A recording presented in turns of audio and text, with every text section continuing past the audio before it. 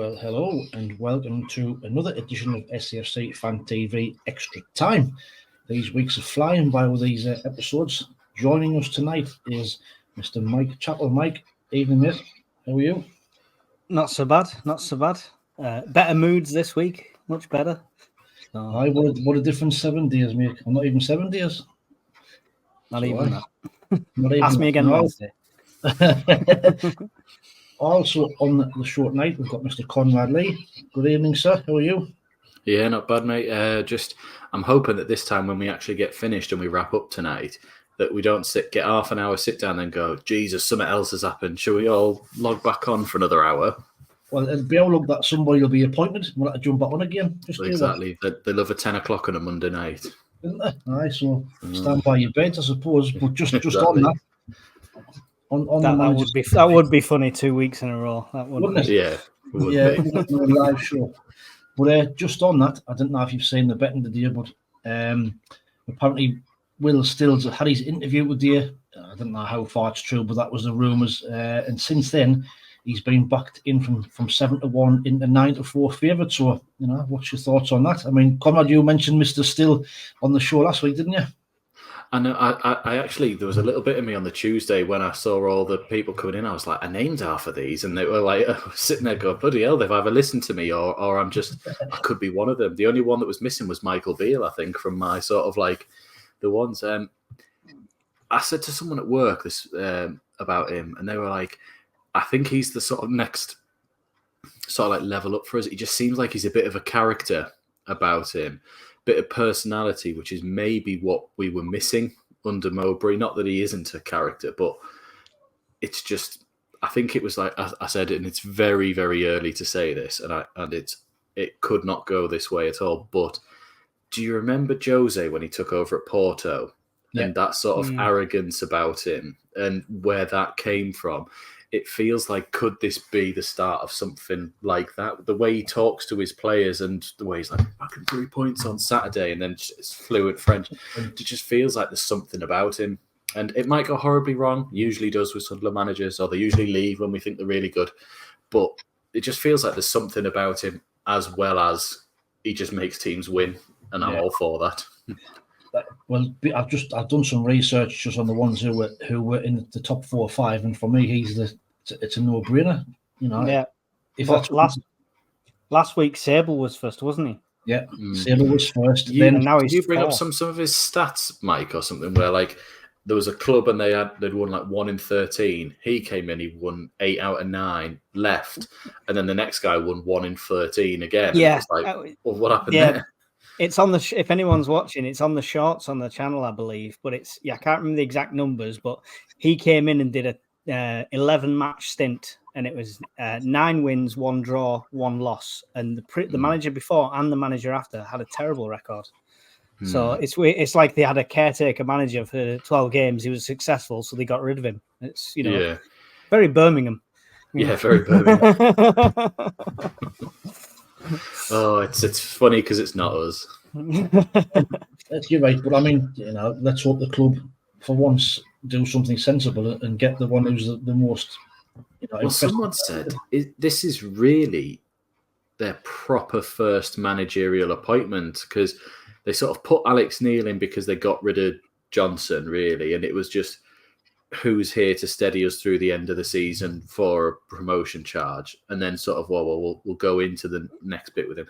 Mowbray was a similar thing, where it feels like this time they've gone, okay, well, we're not going to go down, so let's actually look at what we want rather than because if you remember when Neil went, was there many more people interviewed after Mowbray? I don't remember seeing many linked apart from Tony Mowbray.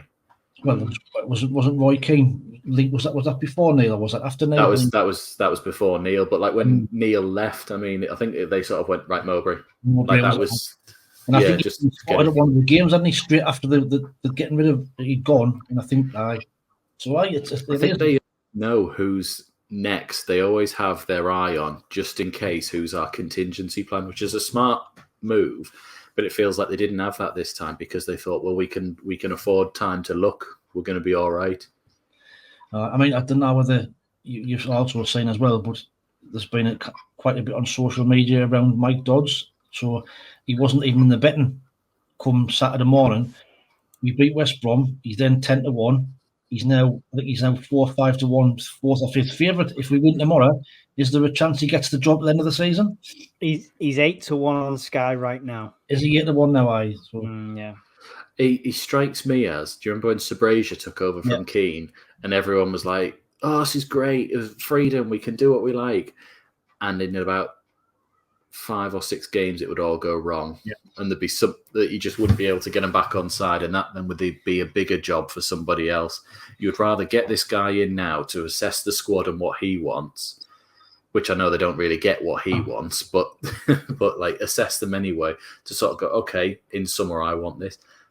And going back to Will Still, he seems a bit headstronger, that if someone came in and went, "We don't want you to play Pritchard," that he might go, "Well, no, I need to play Pritchard because of X, Y, and Z," and then he'll make these look better. So like on Sunday, 2 assists off the bench. Saturday, 2 assists off the bench for Ballard and Neil, 2 of our youngsters. No, but it's a no-brainer, isn't it? You sometimes need an experienced one to make the other ones look better, and that's what he was doing. Mm-hmm. I must admit, I was quite impressed with the way Dodds spoke in his press conference and kind of before the game and after the game. Seems to talk a lot of sense.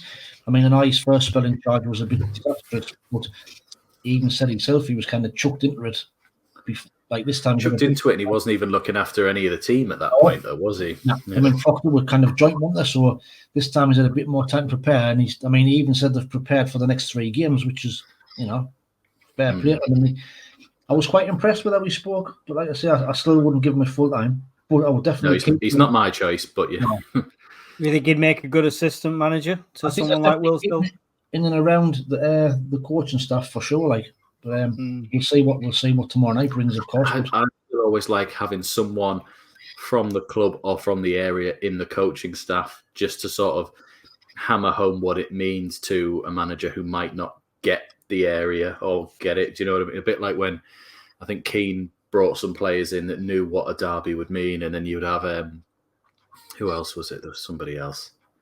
It'll come to me, but they literally brought in backroom staff from the area who'd been at the club to go, you know what it means to them. You'll be able to drive that bit home for me. Yeah. Well, we'll have to wait and see. But like you say, hopefully we'll get something sorted. But I'm guessing, I was going out sorted before the match tomorrow. But it's interesting that 10 o'clock tonight, mate. 10 o'clock tonight, aye. We'll watch the space. But it's interesting that still's been backed in. I mean, I know the odds have been fluctuating left, right, and centre. I mean, do the bookies really know what's happening? I don't know. You'd be surprised. They're usually in the know somehow, aren't they? I'm actually wonder how they do get in the know. Like, but there's very rarely they get taken to the cleaners on something, and it's like a 20-1 shout would come in, unless somebody gets on it really early. But yeah, exactly. Aye. Did you see though? I know we had a few people on social media and on our channel saying we should go after Graham Potter. He turned down Stoke earlier on today. Did he? Apparently they'd gone after him. I think it was very early. I don't even think he'd been in for an interview and turned down. I think he just went flat no. Yeah, exactly. I think he's sort of thinking I can do a bit better than that, or maybe just thinks, I need a bit more time out. May as well enjoy myself while I'm out of it. To be fair, I mean, I also seen some reports that he actually he's a Premier League manager, isn't he? For what he did. Yeah. He's a Premiership manager, so maybe he's waiting for one of them bottom sides to lose us. He's waiting for the likes of Forest to sack the manager or someone like that, isn't he? And sort of think, or Crystal Palace, and I'll go in. Oh, Crystal Palace, the rivals of Brighton. Oh, there's the story. That would be interesting, wouldn't it? Yeah. So, we'll have to wait and see what happens. But I thought Saturday was. I don't think anybody expected us to play that well, especially second half on Saturday. But and Yanni said he tweaked a few things. It was kind of went in with no centre forwards, didn't he? Which was a bit of a surprise. It's what we've said though, that we seem to play better without one. Well, that proves, which is but we'll kind of keep on through a season playing without a striker. We need to sort that striker issue out. But tonight, the under 21s are playing Tottenham in I think it's a Premier League Cup. Emea and Burstow are both playing, so that means they were near the first team tomorrow, but they were getting beat 2-0 after 5 minutes. Oh right, okay. And it's been streamed live on YouTube, and the two of them, they even look out of the depth in the under 21s. So Not good. No. So, but I remember his subs made a lot more sense, Dodds, compared to what Moyes had done in the past, as far as I'm concerned. He subbed what was needed. Moyes. Edit that wrong out. Mulberry. Yeah. But yeah, you know what I mean? It wasn't just get 6-7 players on for the sake of it and mess up the positions and stuff. He just brought on Pritchard and Meander, didn't he? So it made a lot of sense. I'd have started Pritchard. That's the only difference. But I think he did well. He does seem to do better coming off the bench, though, Pritchard. I don't know what it is. It's just he really does seem to get more out of him, or he contributes more when he's. I'd love to see the stats from when he starts to when he comes on and just sort of can impact him, because QPR he came on and then was influential in most of our goals in that game as well. Is that because he's working for that first team start, though? Maybe it's like chip on your shoulder, like I'll show you. Even his celebration at QPR when he was holding his holding his ear out to the Sunderland fans and that. We all like Pritchard though, so it's I don't know. I get that. I think he's a good weapon to bring off the bench. Me, I still do. I don't think he will. I think he'd be on the bench again. I think he deserves to start over French Dave. French Dave, yeah. I didn't see him. Yeah. Well, Bradley Dack didn't get on the pitch, which was always good. So Dodds has got my vote straight away. 6 yard away, doesn't he? Yeah. 500 quid lump on now. Dodds to be kept on.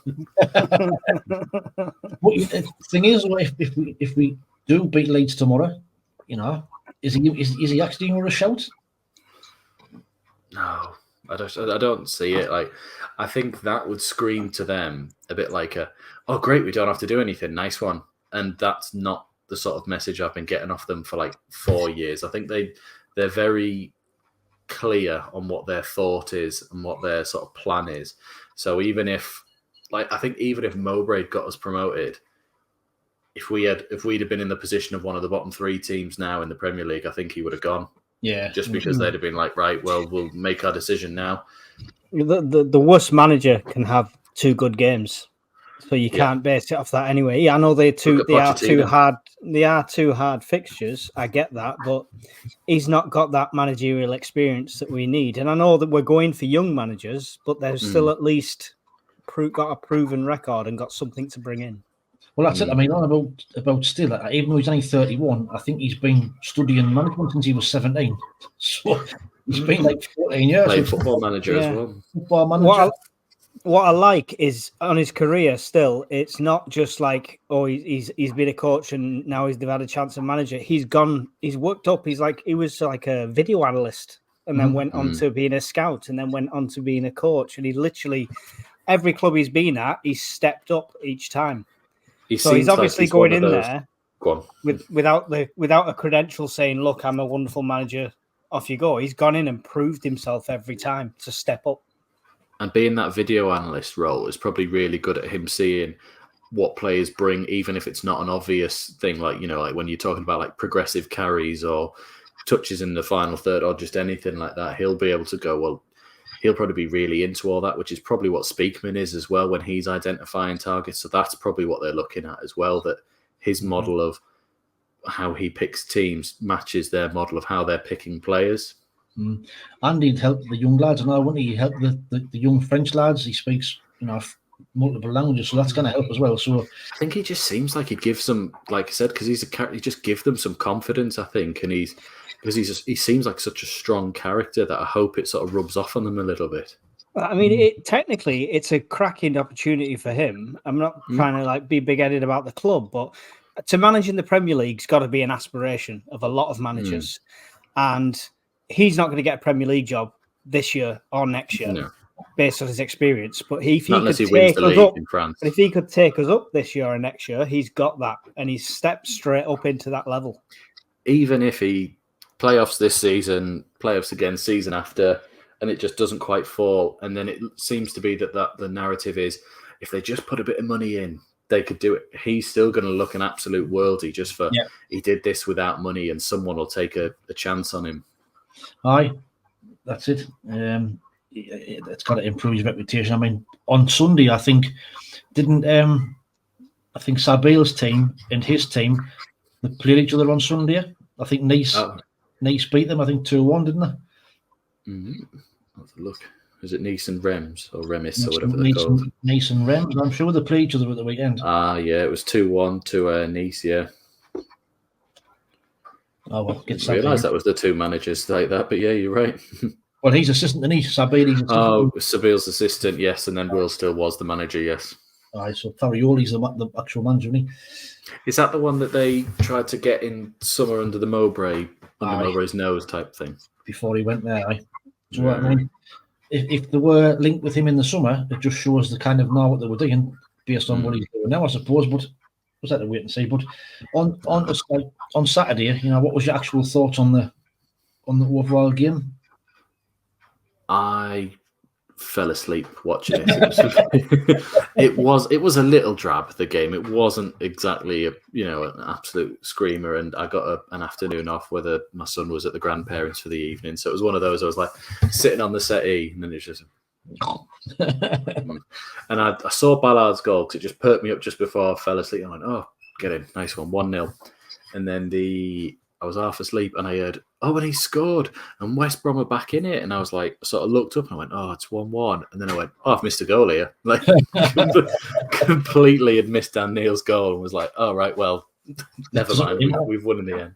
I don't care. I haven't seen it. And then when I went back and watched it, I was like, Pritchard did really well to pick him out when he had like 3 West Brom players cutting him off on the angle and then sliding it through. Yeah, he's got that vision. He's got that vision. Yeah, exactly. Definitely. I'm going to circle back to the ref once Mike's given his opinion. Now I need to ask about the referee. Mike, thoughts? I mean, what was your thoughts on the game? I think quite a few things. Hume crunching into tackles.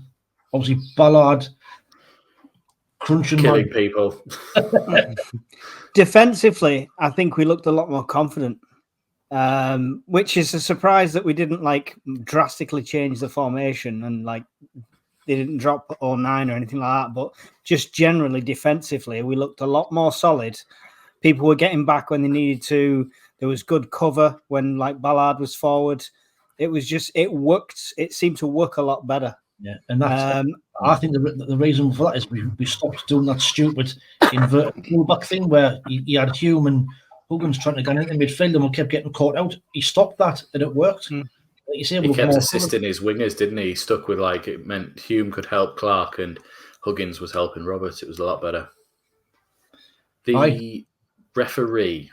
So I thought he made 4 wrong decisions in the game. And this is not me being just biased towards Sunderland. I think Ballard should have been red carded for his challenge. I think the lad should have been red carded who elbowed Pritchard square in the face. 100%. I actually at first went with Roberts. I went, that's a penalty. Saw the replay and went, no, it's not. Saw it again and went, you see them given all the time. I know he's tried to take his foot away, but he has tripped him up. It's not hideous, but then I think you still give it. Do you know what I mean? I think VAR tell him to go and look at the screen and go, he did trip him. Do you know what I mean? Job's goal, onside. He's got 3 goals this season disallowed for offside. They've had 6 goals already for us this season. That was the line-or. That was the line-or, wasn't it? Just shocking, all of them. And then what was the other one? Clark got an elbow in the back of the head at one point where some guy had sprinted across the pitch to pretty much elbow in the back of the head. And it took him ages to go, actually, I will card this lad here. It just seemed like every big thing in the game he was just either bottling or didn't want to really know about it. He's just a poor ref. I mean, we've had him before. Is it the one who had the ponytail? The hairband referee. Yeah, that's him. I thought it looked like him, but I thought he'd cut his hair or something. Absolutely shocking. I mean, the Pritchard one, if he's booked him, so he must have seen it, and it's blatant. Yeah. Absolutely blatant. The lad sees Pritchard coming behind him. I mean, Ballard is a bad tackle. Ballard should have been sent off. No, I agree. I didn't think it was at first at the game, but when you see it back, he's off the ground 2 foot. Yeah. And the only thing is, and I don't like to say this on it, but it really did make me feel better to see Madger crying. Really I heard he was in tears when he went off. I don't like saying it because I don't want to see someone get injured, but it's just mate, you absolutely did us over. So you deserve a crunching tackle once in a while that hurts. Like, and as he's walking off the field, he gets the chant of one greedy bastard to make things a little bit better. Oh, beautiful. I know he'll score at the Hawthorns later in the season or something. It'll, level itself out. But it's just that thing of like, I'm sorry, mate, but you actually deserve that. You deserve a bit of a kick in. Right, well, we've had two good things this weekend. Obviously, him getting off injured, and obviously Alex Neil getting the sack from Stoke. So karma is a bitch. Yeah, exactly. The Alex Neil one really does sort of prove to a lot of people that, not that the model is working, because we're always going off that is it not, but it proves that, look, they gave him freedom, they gave him money, and he made it worse. Yeah. He made it actually worse for them and didn't do anything better. The only good thing he did was batter us 5-1. Yeah. And we, a couple of times a season, the last 2 or 3 years especially, we have a game like that in us every now and again, like Bolton away, where we got battered 6-0, like just out of the blue. Then last season, Stoke at home, no reason at all. Borough at home this season, we have it in us to just absolutely fall apart one game, but then untouchable in other games, or quite strong in other ones as well. Yeah, we've always lacked that consistency, though, haven't we? It's like, there's no rhyme or reason to it apart from when we think it's a big game, they don't tend to show up. And so the Borough game, we're like, oh, it's not a derby, but it is. So let's just beat them at home anyway. Oh, 4-0. Cheers, guys. Right.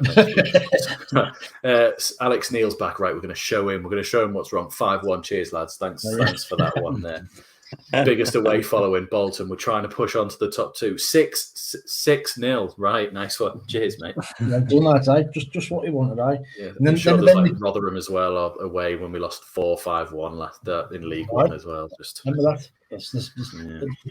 Makes you wonder if it's something behind the scenes at certain points in time that just. I think we just have this thing in us just every now and again to just completely like fall apart, and I'd rather it happen like this because it feels like it's every now and again, and I'm talking like every 15 games or so that we just have this moment where we just absolutely shit the bed, which is better than just being shit for most games like we have been for a long period of time, where at least you go, like, these games are really good. I can't believe how strong we're playing. What the hell happened there? Oh, we're back to normal, right? It's fine. Rather than just average and shit throughout. And that's it. And the games like Saturday and tomorrow, where we're expected to get battered and getting out, we do the complete Leicester away, where I actually think we've given them the best game this season, even when they've been beat a couple of times. I still think we're the best team to have played them. And it's never something you can put your finger on either. It can be exactly the same squad, exactly the same amount of rest time. There could be conditions can be identical. And the ref was maybe the one in the Borough game, but some of that defending, even with 10 men, was just didn't explain it. And then it was almost the same as the Stoke game. You were like, we've all got 11 players. How are you this free? Like, what's going on here? Like, just didn't get it. But again, that could be Tony Mowbray's tactics. He didn't really set us up to be solid. To me, I think he tried to win the game with the changes he made. So I didn't really understand with what went on, but I don't know. I found it interesting in the West Brom game. We had less shots, but a better percentage on target. We had less possession than all our last 3 or 4 games. All the stats are lower down average-wise compared to the last few games that we've lost. But yet we get the win. Get the win, That save, by the way. Did you see the keeper's save from Clark's sort of like open goal? You were in the ground, so I don't know if you saw that he actually did tip it past the post. But give a goal kick. Fingertip, that as well. But that's another decision. It was unbelievable save how quickly he just got up and just stuck his arm out and just literally millimeters on his fingers, and he got it past the post. LC should have scored anyway. Yeah, true. You can't feel sorry for a keeper. I know they got the decision as in goal kick, but you got to feel sorry for him because that credit's just been removed from him completely. The commentator said that. He went, as a goalkeeper, you want to stand up and almost be like, I made that save. Like, brilliant. But you're also a bit like, corner. Just give the corner. You're like, shut up. I've done really well here. They haven't noticed this. Right, it's strange. That's just strange how football works. But you're right, Mike. We had was an even game first half, but second half I just thought we were great second half. Whatever he tweeted, whatever he said to them, And I said he had some honest conversations with some of them. I'm guessing that might have meant Ekwa, because Ekwa I thought was off it again. Yeah, he was bad in the first. Patrick Roberts proper dug him out in the first half, shouting at him for a terrible pass to him. I think he launched out a play for a throw in, and he just turned around and was absolutely hurling abuse at him for it. He's been poor since his sort of dead leg issue earlier on in the season. I think tomorrow, if there is a change, I think it'll be him that gets dropped and Job will drop back and Pritchard will come in. That's what I think will happen. I would love to see... Go on. No, carry on. I really want to see the midfield three of, Ekwa, Bellingham and Dan Neil. Bellingham and Neil can just keep swapping, because even Bellingham said he likes to play as a number 8. He wants to be box to box, and I think him next to a defensive mid of Ekwa would be absolutely unreal. And Dan Neil just in there sweeping it up as well, or even 2 8s as well, because we play the attacking midfield role anyway. So I don't know, it feels like it should be better, but then who are we leaving out to play that 3 in midfield? That's it, isn't it? That's French Dave. French Dave, right? Yeah. He'd be the one that would miss out, right? But I mean, tomorrow, go on, Mike.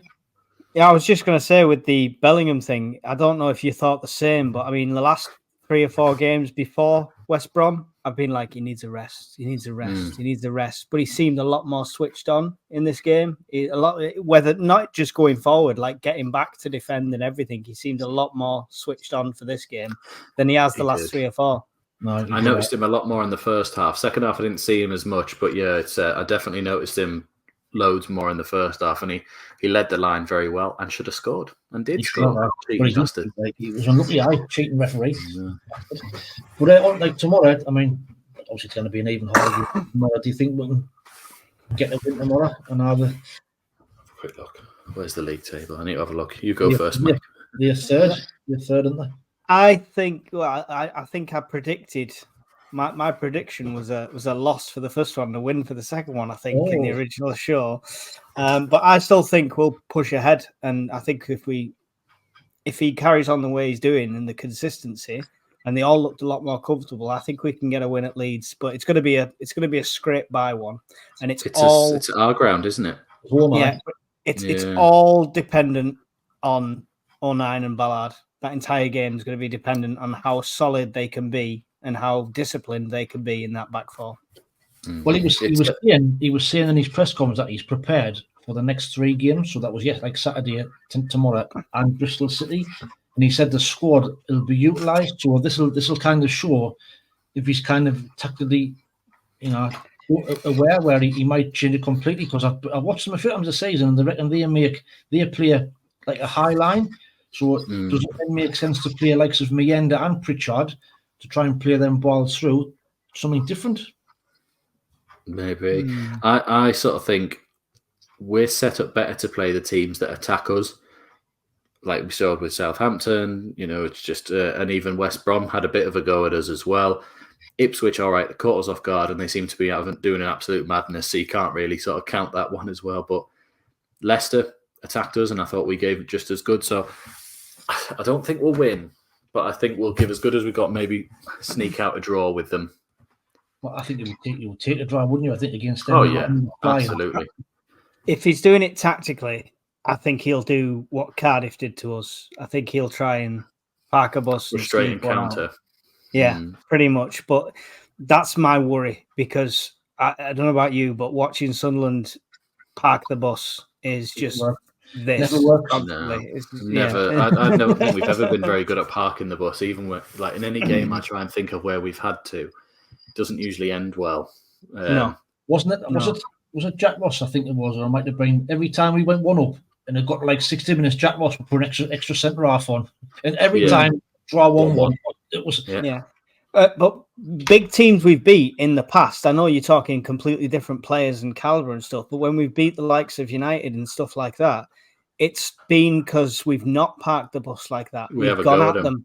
And they're not expecting it. They're like, whoa, you know what I mean? So let's see how Dodds reads it. At homes and stuff like that. We did beat them 1-0 4 seasons in a row.